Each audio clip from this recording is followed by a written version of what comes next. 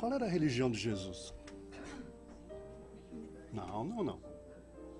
Jesus tinha uma religião. Jesus era judeu. Jesus nasceu sob a religião judaica. A dona Elisa, a senhora estava aqui pertinho de mim, foi para longe? Magoei. Mas é porque eu me senti muito perto. Muito perto. Então Jesus era judeu, não é? E na religião judaica, há duas formas de se apresentar a ela.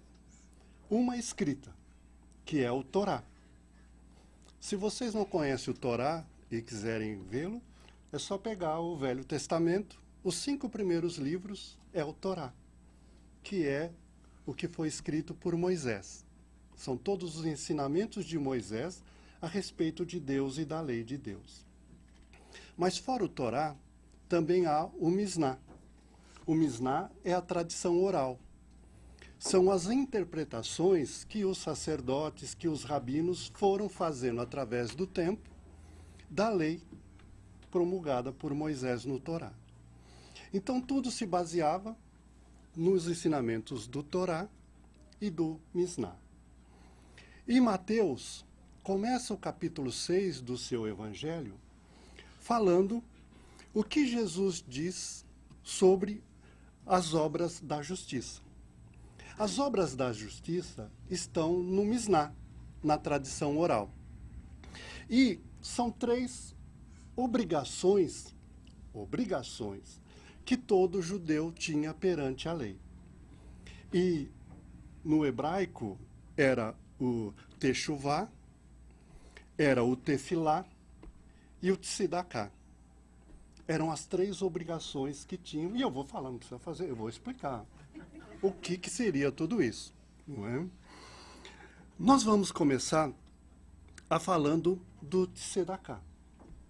O Tzedakah, por falta de palavras similares na língua portuguesa, é traduzido como caridade. Mas não é caridade. Tzedakah é muito mais do que caridade. Normalmente, nós achamos que caridade é a gente pegar algo que é nosso, que nos pertence, e dar para alguém. Então, seria uma bondade do nosso coração, né, de pegar algo que é meu para dar a quem precisa, a quem não tem. Isso não é caridade, segundo a tradição judaica. Por quê? Porque caridade, para eles, é uma obrigação. Por isso que está lá nas obras da justiça. Caridade é uma questão de justiça. Mas por que justiça? Porque a gente acha que está dando o que é nosso. Não é isso? Eu tenho uma roupa lá que já não me serve, eu vou dar então para alguém. E a gente acha que a roupa é nossa. Ou então, quando não é bem material, eu vou lá no asilo visitar e vou dar o meu tempo para os velhinhos que precisam, que não tem ninguém. Então. E a gente acha que o tempo é nosso. Mas, segundo a tradição judaica, nada é nosso. Tudo vem de Deus. Então, não é questão de caridade, é questão de justiça. E como é que o judeu pensa? O judeu pensa o seguinte. Eu vou dar um exemplo para vocês. Imagine que alguém chegue até vocês e fala assim, olha, eu vou te dar aqui $1.000 para você tirar uma parte para você e distribuir o resto para quem precisa. Bom, eu não sei vocês, mas se eu pegar $1.000, 990 é para mim e o resto eu distribuo, porque ele não estipulou quanto. Falou, não, pega uma parte para você e distribui. Então, a parte nossa sempre tem que ser melhorzinha, né? Nós merecemos, né? Não é assim que a tradição judaica diz. Porque eles dizem o seguinte, olha, quem te deu o que é dele para você distribuir, vai te recompensar pela justiça que você faz com aquilo que não é teu. Então, quanto mais eu pegar da parte dele para mim dar para os outros, mais ele vai me recompensar. Porque eu fiz justiça com o dinheiro dele. Você sabe do que eu estou falando? Quem é que dá os $1.000 para nós? O dono de tudo. Deus. Então Deus fez um oferecimento a toda a raça humana. Só que quando isso foi feito, não houve justiça. Porque uns ficaram com mais, outros com menos. Mas Deus fez isso de propósito. Porque Ele diz, eu agora vou querer que o meu povo faça a justiça através de mim. Eu fiz de propósito assim, dei mais para aquele, dei menos, para que eles, através do amor, façam justiça com este engano que eu cometi. Então essa é a visão e é o ensinamento que Jesus está nos dizendo sobre o Tzedakah. E se vocês forem ver, todo o ensinamento do Cristo com relação à caridade tem muito a ver com isso. Então é como se fosse um teste que Deus faz conosco. Principalmente quando nós estamos do lado daqueles que mais receberam. Deus só está olhando para ver, eu quero ver se eles vão fazer justiça com o que eu fiz com eles. E aí tem uma responsabilidade muito grande. Se nós formos olhar o Misná, que é a tradição oral, tem uma série de ensinamentos. Eu vou ler alguns pequenos, só alguns exemplos para você ver como é que o judeu, no tempo de Jesus, e Jesus queria dar uma amplitude a isso, o que o povo era ensinado sobre o Tzedakah. O Misná diz o seguinte: quando você não tiver dinheiro para contribuir, ao menos seja amável com o pobre. As bênçãos que uma pessoa recebe por confortar uma pessoa necessitada são ainda maiores que aquelas recebidas por dar o Tzedakah. Ou então eles diziam o seguinte: o Tzedakah tem que ser dado de uma maneira amigável, acompanhado de palavras encorajadoras. Aquele que doa com irritação ou com raiva, mesmo que sejam altas somas, perde um mérito do que fez. Uma pessoa não deveria jamais sentir-se mal por dar o Tzedakah. Gente, eu estou mais perdido com esse treco aqui do que qualquer outra coisa. Vocês têm que ter paciência comigo. É que virou aqui e aí a coisa ficou feia aqui. Tecnologia, para quem é do passado. Então aí o que acontece? Achei aqui. Estou mais aqui. Depois ele diz o seguinte: se o pobre está constrangido por receber o Tzedakah, é preciso encontrar uma maneira de poupar-lhe os embaraços. Por exemplo, pode-se dizer que o dinheiro é um empréstimo. E depois você pode dizer, você não precisa pagar. A maneira mais sublime de cumprir esta obrigação tem lugar quando o doador não conhece quem está recebendo e tampouco quem recebe sabe quem deu. Que é uma maneira de evitar constrangimento, de evitar vergonha. E Jesus foi muito claro, que a sua mão não saiba o que a direita faz. A maior tzedakah que se pode fazer é evitar que um colega necessite de receber o tzedakah. Melhor seria se alguém pudesse encontrar uma forma de lhe dar um emprego, ou de então fazer um empréstimo a ele, ou de ficar sócio para que ele possa ganhar o sustento sozinho e não precisasse de tzedakah. Esses eram os ensinamentos. E era muito interessante porque o tzedakah, ele vinha junto com um conceito de que você ia receber uma recompensa. E para isso, no tempo de Jesus, os rabinos contavam uma história, contavam uma parábola. Era a parábola dos 2 carneiros. Então diz a parábola que 2 carneiros estavam à margem de um rio, e era um rio muito caudaloso, um rio que tinha uma correnteza muito forte. Mas do lado de lá, na outra margem, tinha um campo verdejante que era maravilhoso. E os carneiros daqui perguntando se teriam condições de atravessar a nado o rio para chegar do outro lado e ter toda a recompensa daquele pasto farto. E os dois se atiram às águas e começam a nadar furiosamente. Um vai tranquilo e atravessa. O outro vai sentindo o peso, vai sentindo a dificuldade, mal consegue ficar com a cabeça fora d'água e, por fim, é tragado pelas águas. Este tinha o corpo coberto de lãs. E aquelas lãs foram se encharcando com a água, foram pesando cada vez mais e levaram ele até o fundo. O outro havia permitido que fosse tosqueado. Então ele estava levinho, sem nada para lhe atrapalhar, e atravessou tranquilamente. Então é isso que os rabinos diziam aos seus discípulos.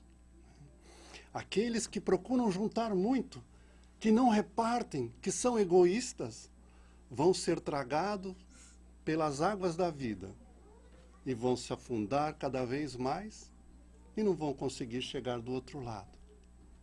Este é um ensinamento sobre a caridade que é muito mais do que isso que estava lá no Torá.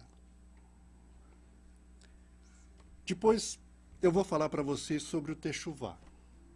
O Techuvá é sobre as obrigações com a lei judaica. E a obrigação que Jesus escolhe é o jejum. E eu prometo para vocês que eu vou falar bem pouquinho de jejum, porque daqui a pouco nós vamos almoçar, né, gente? Não ficaria bem a gente com jejum na cabeça ali para sentar para almoçar, né? Mas jejum era um dever. Por quê? O que representava? Porque muitas pessoas acham que jejum é passar fome. Muitas pessoas acham que jejum é fazer regime. Não. Jejum é muito mais do que isso. Para que haja um jejum, é preciso que tenha um objetivo. É preciso que tenha um significado espiritual por trás dele. Eu conheci muitas pessoas, e sem crítica alguma, né? Mas que, na quaresma eu não bebo. 40 dias que eu não bebo. Só que antes e depois ele faz um estoque para ficar abastecido. Não é por aí. Não é?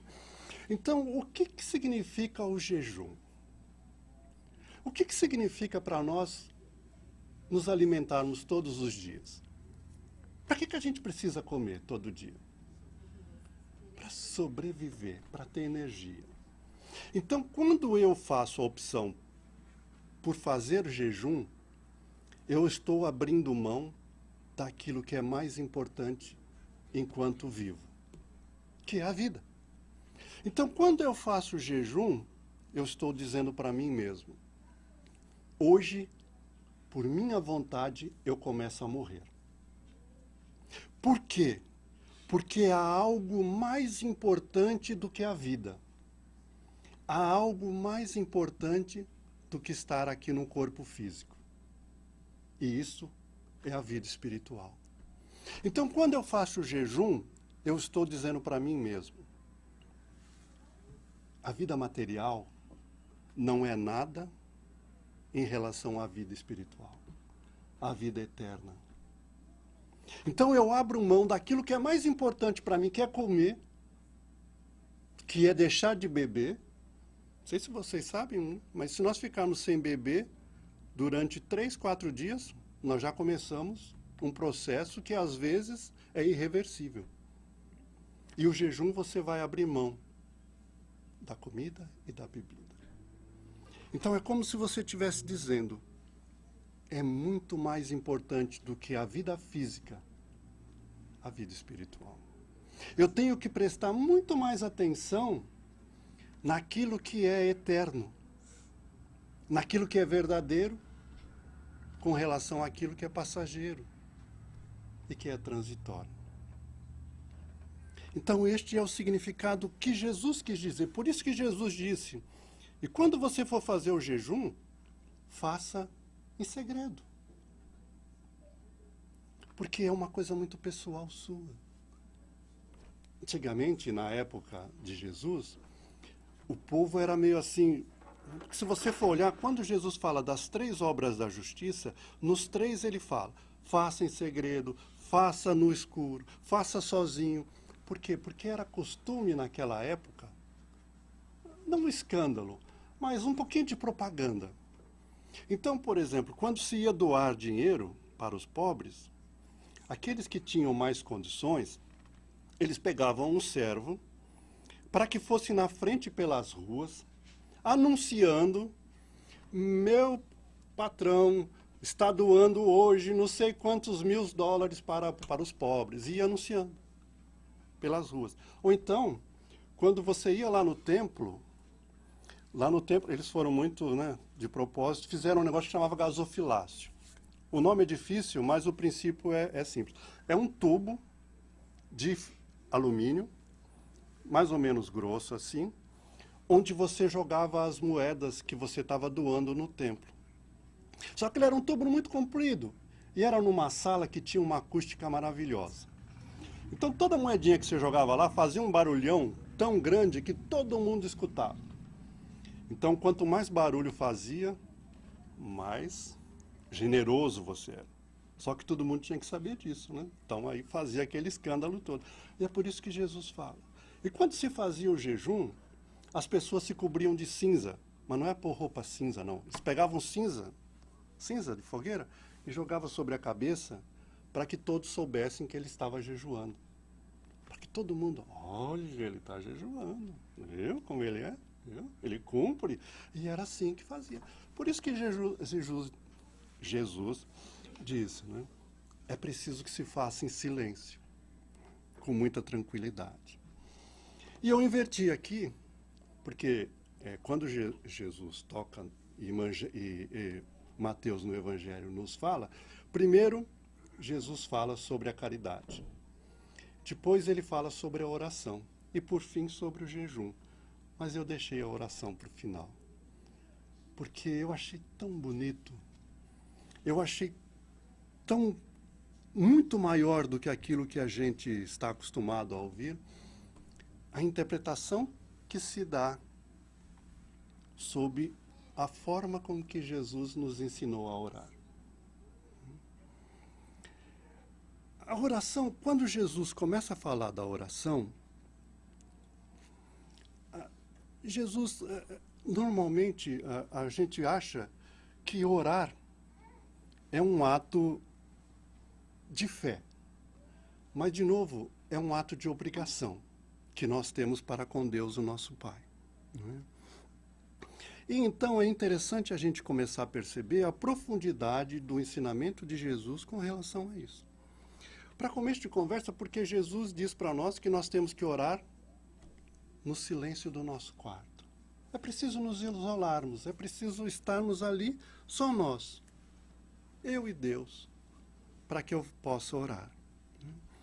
Porque é interessante, porque a gente acha que orar é algo que a gente faz através da fala. Então, orar seria o quê? Falar, falar, falar, falar, falar. E Jesus está nos ensinando que não. Que a gente tem que fechar a porta do quarto, tem que ficar em silêncio. É uma relação muito mais profunda nossa com Deus. Porque de tanto pensarmos que Deus escuta a nossa oração, muitas religiões fazem aquela, né? Orações intermináveis, palavras, e outros é pior ainda, né? Porque acham ou que Deus é surdo, ou que mora muito longe, porque eles acham que orar é gritar, né? E Jesus disse que não, que é no silêncio, que a oração é algo que Deus não escuta, mas que Deus sente. Então não é através da orelha que Deus recebe a nossa oração, é através do coração, através do que sentimos, é que Ele vai estar captando aquilo. Tem tudo a ver com o coração. Tanto que uma vez perguntaram para Madre Teresa de Calcutá: Madre, quando você faz as suas orações, o que é que você diz para Deus? E ela respondeu assim: eu não digo nada, eu apenas escuto. E aí o repórter perguntou: a senhora escuta? Mas então o que Deus fala para a senhora? E ela respondeu: Deus não fala nada, ele apenas escuta. E para ser sincero, a nossa relação com Deus ela é tão grande e experimentar Deus é uma coisa tão fantástica que a nossa linguagem, o nosso vocabulário não alcança, não tem como expressar essa relação nossa com Deus através de palavras. Por isso que tem que ser no silêncio. E é por isso que quando perguntaram a Jesus, então nos ensine a orar, ele nos ensinou. E eu vou usar aqui, para aqueles que não estão acostumados, a versão traduzida por Haroldo Dutra, no Evangelho, porque ela é um pouquinho diferente daquilo que nós estamos acostumados. Mas o Haroldo buscou os originais gregos e foi através dele que ele traduziu. Então, quando Jesus começou, Jesus diz assim: Pai nosso que estais nos céus. E aí, gente, chamar Deus de Pai era comum na época de Jesus. Muitos rabinos, muitos doutores da lei chamavam Jesus de Pai. Só que Jesus chamou Deus de Abá. E aí eu comecei a aprender uma coisa. Porque sempre quando eu lia, eles falavam assim, a tradução de Abá não é pai, é papai. Ou então paizinho. E eu sempre falei aqui, né? Então, olha, Jesus não chamava Deus de pai, chamava de papai. Também não é isso. Na verdade, Abá não é uma palavra do vocabulário judaico. Se fosse português, Abá seria pá. Não pá. Vamos imaginar aqui, quem tem filhos ou sobrinhos, ou quem já viu qualquer criança, imagine um bebezinho. Um bebezinho. Que ainda não fala nada. Imagina um bebezinho que ainda nem sabe que é bebezinho. Imagina um bebezinho que não consegue se expressar. Como é que ele chama o pai? Como é que a criancinha... Pá, pá, não é assim? Isso é Abá. Então Jesus está dizendo que nós somos criancinhas, mas muito pequenininhas, que ainda não entende. Porque o bebezinho recém-nascido, não sei se você sabe, ele não enxerga.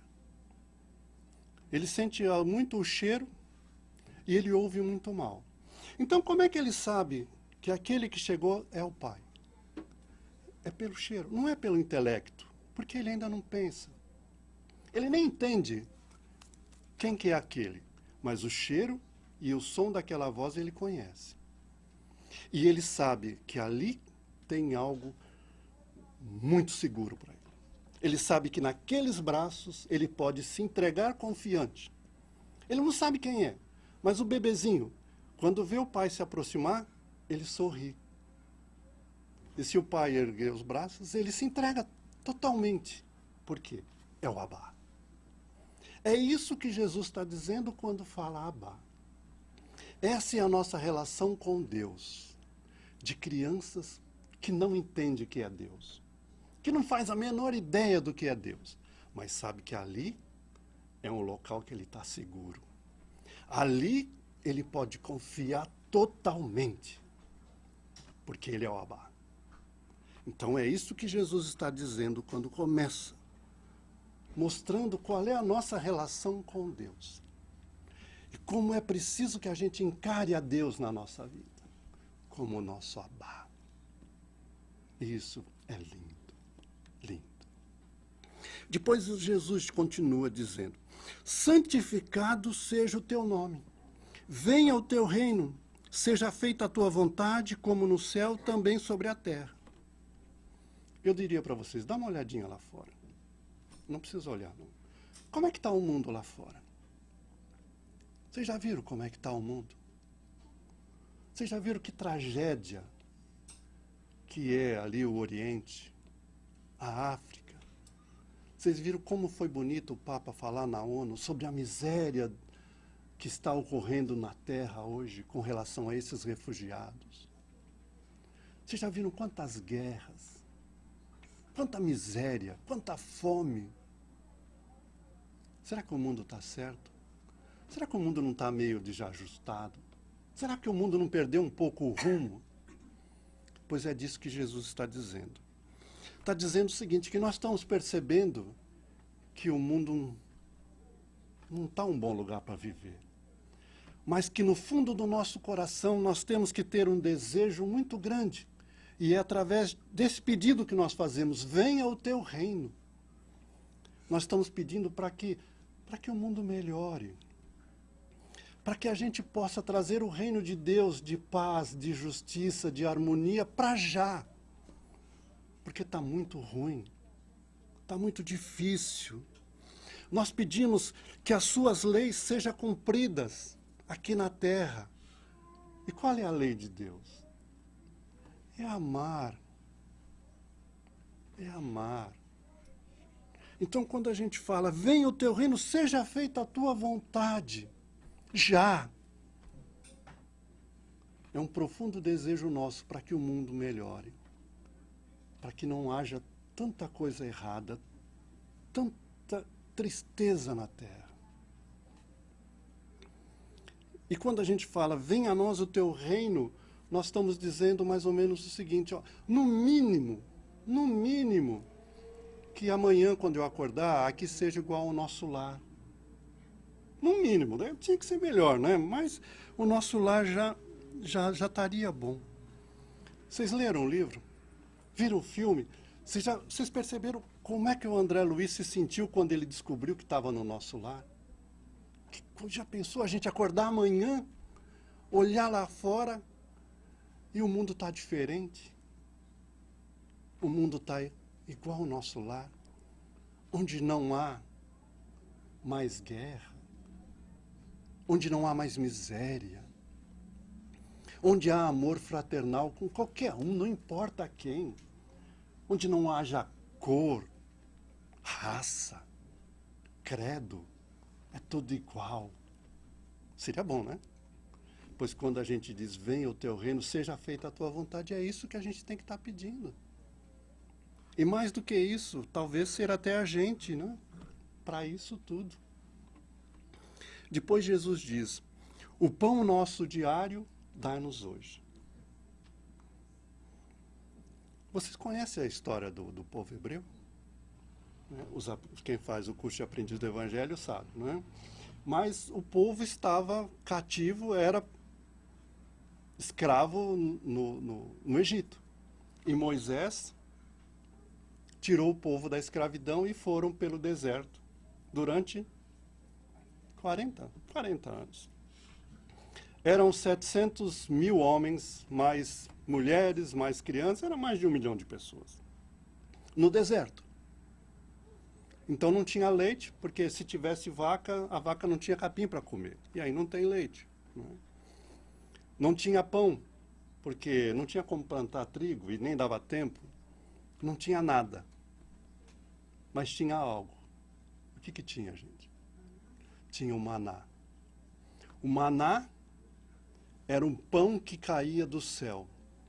O pão nosso de cada dia que Deus dava ao povo judeu. E aquele pão forrava o estômago do povo. Era isso? Aquele pão, além de matar a fome do povo, enchia o povo de esperança. Porque o povo sabia que amanhã ia ter pão. Aconteça o que acontecesse, não ia faltar o pão de amanhã. Aquele pão mostrava o carinho de Deus para cada um daqueles que estavam ali. Mostrava que havia que ter esperança, havia que ter ânimo, mas acima de tudo havia que ter confiança, porque Deus não falhava. Todos os dias tinha o maná. Todos os dias. Então Jesus está dizendo, ok, me dê o pão, porque eu estou na carne, eu preciso alimentar a carne, mas que esse pão também me alimente o espírito, de fé, de confiança, de esperança. Então, o pão nosso dá-nos hoje. Depois vem uma parte linda, gente. Fantástica. Perdoa-nos nossas dívidas, como também perdoamos os nossos devedores. E Jesus, quando diz isso, porque nós estamos pedindo a Deus que perdoe as nossas dívidas. Alguém aqui tem dívida com Deus? Tem? Que dívida que a gente tem com Deus? Eu vou dizer para vocês, eu tenho uma dívida porque Ele me deu um corpo. Eu já nasci endividado, porque Ele me deu um corpo. Eu tenho outra dívida porque Deus me deu uma família. Eu tenho dívida com Ele porque Ele me deu inteligência e saúde. E por aí afora. Eu tenho dívida com Ele porque Ele me deu leis para me seguir. E eu não sigo elas. E cada vez que eu não sigo as leis de Deus, eu vou aumentando a minha dívida com Ele. Agora eu pergunto para vocês, dá para pagar a dívida que nós temos com Deus? Dá ou não dá? Dá? Como é que você paga a dívida que você tem com Deus? É. E você faz isso. Você está pagando a tua dívida com Deus. É um pouquinho. Você deve bilhões, você está pagando centavos, toda a encarnação. Né? Só que o problema é que a gente, ao invés de pagar, cada vez que a gente vem, o saldo devedor aumenta. Porque a medida que a gente paga é muito menor da medida que eu me endivido. Então, o que acontece? Eu lamento dizer para vocês, a dívida que nós temos com Deus é impagável. Não tem como pagar. Não tem como pagar. E para a dívida que não tem como pagar, o que a gente faz? Pede o perdão da dívida. Deus, sinto muito, mas cada vez que eu pago 10 e contrario mais 1.000, não dá, não tem como pagar o senhor. Né?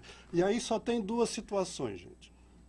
Ou Deus fala, não tem jeito, você pegou o empréstimo, tem que pagar, e aí vai para uma ruptura. A ruptura vai o quê? Na mágoa, no ódio que nós vamos ter, no cinismo, devo, não nego, pago quando puder, né? Na indiferença ou na vingança. Mas isso não é só com Deus, né, gente? É também entre a gente. Infelizmente, a gente contraria dívidas uns com os outros. O tempo todo. A gente fica devendo para os outros e os outros ficam devendo para nós. E, na maioria das vezes, essas dívidas são impagáveis. Então, nós temos duas opções. Ou rompe, cada um vai para o seu lado e nunca mais um olha para a cara do outro, ou então Deus nos deu outra opção, que é o perdão. É como se Deus falasse para nós assim, Marcos, eu estive olhando aqui, a cardeneta aqui, sua, filho, a tua dívida, para comigo, ela é muito grande. Para dizer a verdade, ela é enorme. Ou para dizer a verdade, você nunca vai conseguir pagar ela. Mas eu preferi ficar com prejuízo do que perder você. Então eu abro mão de tudo para não perder você. Perdoe as nossas dívidas. E é assim que nós também temos que fazer com o outro. Nós temos que abrir mão. Falar, não, eu fico com prejuízo, mas eu mantenho você do meu lado. Porque é assim que Deus faz conosco. E é por isso que Jesus diz, perdoa as nossas dívidas como também perdoamos as dos nossos devedores. E através disso ele nos introduz uma das coisas mais sublimes que está ligado ao amor, que é o perdão. eu digo para vocês, sem o perdão, no atual estágio que nós estamos, sem o perdão não há o amor. É impossível, porque as nossas dívidas são impagáveis. Impagáveis. Infelizmente. E depois Jesus nos diz, e não nos introduzas em tentação, mas livrai-nos do mal. E aí também a gente não entende muito bem o que ele está dizendo. Porque eu perguntei para vocês como é que está o mundo lá fora. Como é que está o mundo lá fora mesmo? Está duro, né, gente? Só tem o mal, só tem dureza. Nós estamos ainda saindo de provas e expiações, então viver realmente não é fácil. Então como é que nós vamos pedir para Deus nos livrar do mal? Não tem jeito, porque o mal está em todo lado, né? Está aí. Né? Então, é inevitável cruzarmos com as tentações, mas com o mundo moderno, né? O que não falta é tentação para todo lado, né? E também do mal. Mas será que Jesus nos está falando de uma outra coisa? Jesus talvez nos está dizendo assim, olha Deus, o mundo não é fácil mesmo. As tentações são muito grandes, o mal que está aí a todo momento. Mas me livra de eu me tornar malvado também. Faça com que eu possa conviver com todo este mal sem me tornar malvado.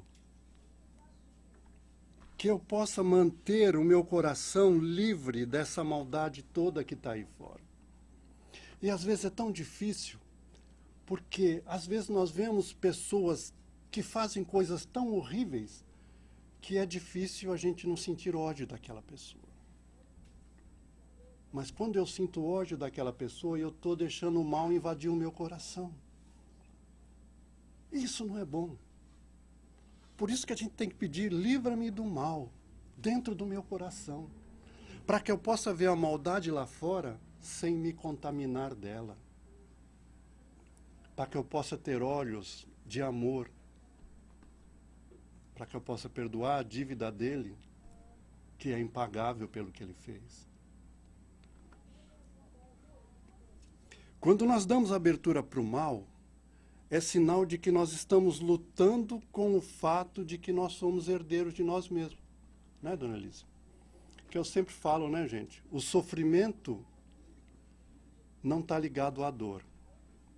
A dor, o mal, ele é a condição do mundo que a gente vive. Mas eu sofrer por causa disso é opção minha. Por isso que eu tenho que ficar pedindo para que eu possa passar pelo mal sem sofrer. Porque toda vez que eu sofro, é porque eu estou reagindo negativamente ao que está me acontecendo. Eu não estou aceitando. E como Deus é o dono de tudo, porque está lá no início da nossa explicação, Deus é dono de tudo. Se eu me revolto com o que está me acontecendo, eu estou, no fundo, me revoltando contra Deus. Porque Ele é dono da dor também. E se Ele mandou a dor para mim, é porque eu já estou pronto para ela, é porque eu já sou forte o suficiente para superá-la. E a pior coisa que eu posso fazer é me revoltar e sofrer.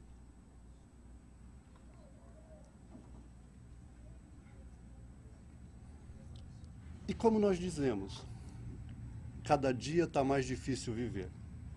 O mundo moderno é um mundo complicado. Complicado. Cada vez que nasce uma criança, é preciso que os nossos corações possam estar sensíveis ao que está acontecendo.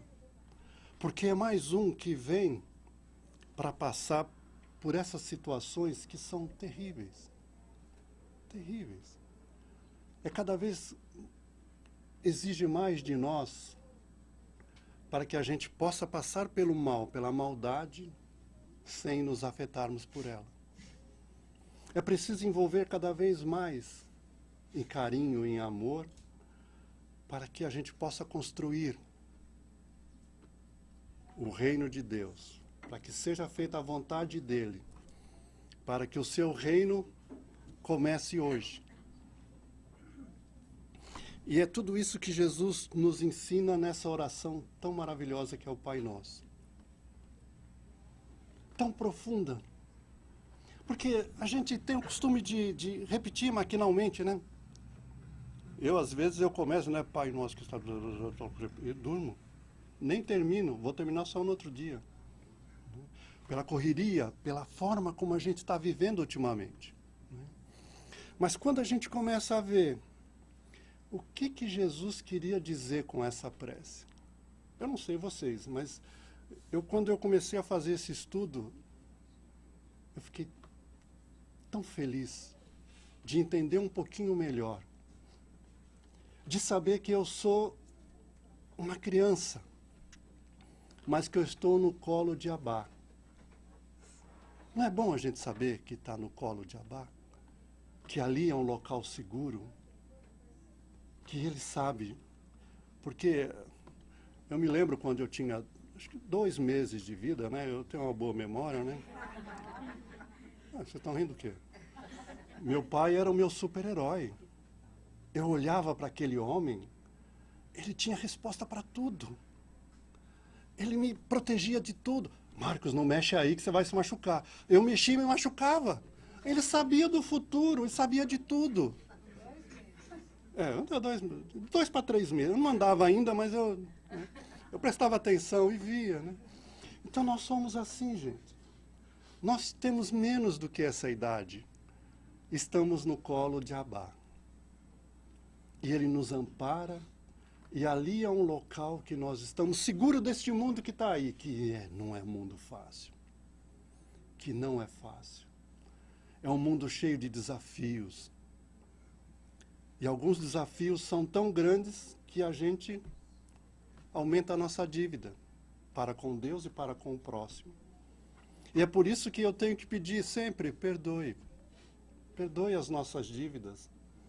Porque se eu peço todo dia para que ele perdoe, já fica fácil, né? Porque é um tantinho de que eu erro, né? Os meus erros de hoje são poucos, aí eu falo, pai, perdoa esse tantinho. É melhor do que ele ter que perdoar, né? Então, todo dia, perdoa, pai, minhas dívidas. Perdoa. Porque se você não perdoar, vai criar uma distância enorme entre nós dois e você vai deixar de ser o meu Abá, eu não vou poder mais ficar no teu colo seguro. E isso não é bom. Mas que seja feita a tua vontade. E principalmente que eu possa ser o mecanismo de que a sua vontade seja feita todo dia. Amando, perdoando, compreendendo o próximo. Porque se eu não fizer isso, a distância entre eu e o próximo também vai ficar grande. E às vezes vai ficar tão grande que não vai ser mais possível a gente dar as mãos. Este é o Pai Nosso. É a oração que Jesus, quando foi pedido a nos ensinar como é que eu cumpro com a minha obrigação com o Pai, com relação à oração, eu devo fazer. E eu peço a vocês, vamos pensar um pouquinho. Hoje à noite, eu espero que vocês rezem à noite, né, gente? Quando vocês chegarem à noite lá, no silêncio do quarto, com o travesseiro, e que você for começar o Pai Nosso, lembre-se deste ensinamento. Não é meu, eu sou apenas o papagaio. Mas que vocês pensem que Deus é o nosso Abá. E o que representa o Abá em nossas vidas? Que Ele nos dá o pão de cada dia, o pão de esperança, de ânimo, de fé no futuro.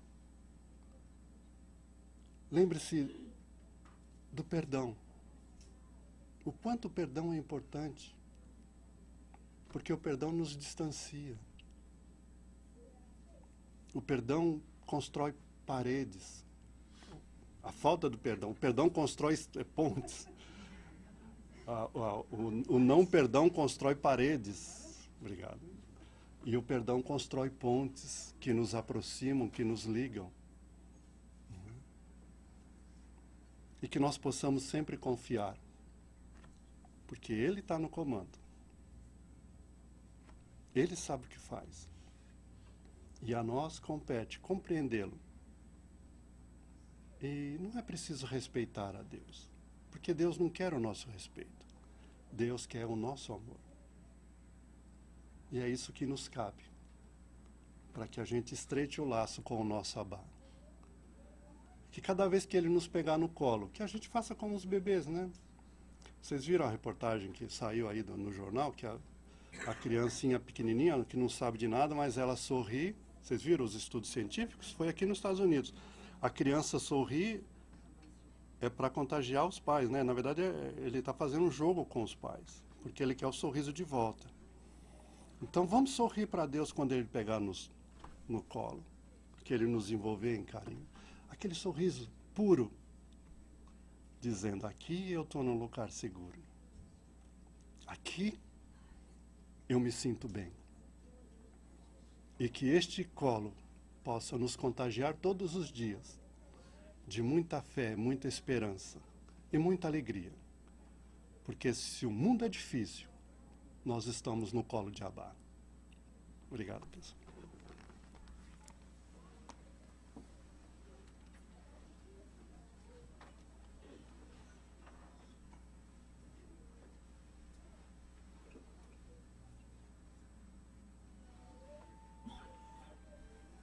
Bom dia a todos.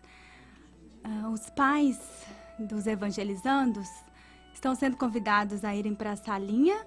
Os dos pequenininhos estão indo para a salinha aqui, à frente. E os maiores, a Lourdes vai mostrar para vocês o caminho, tá bom?